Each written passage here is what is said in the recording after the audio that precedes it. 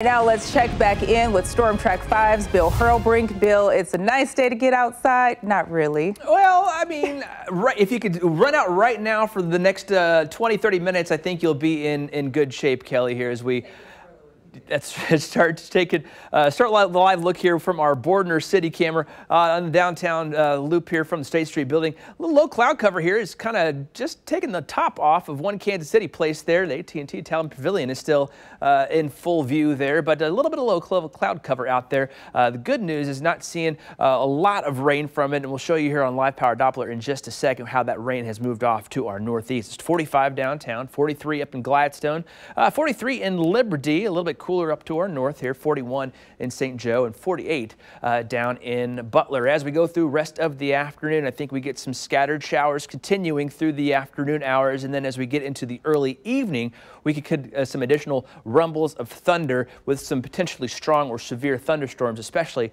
off to the southeast of town.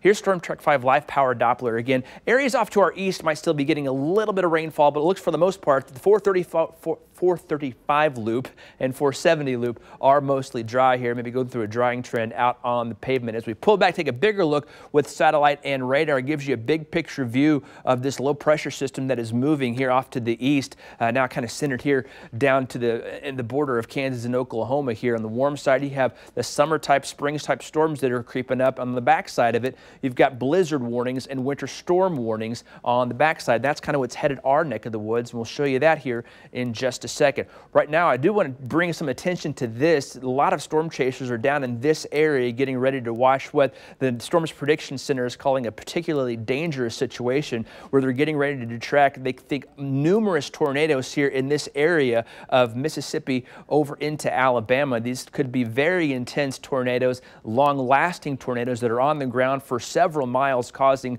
significant damage. So again, a lot of focus is going to be paid to this area for this afternoon into this evening hours, and that particularly dangerous situation went into effect this morning and will last until about 7 o'clock tonight.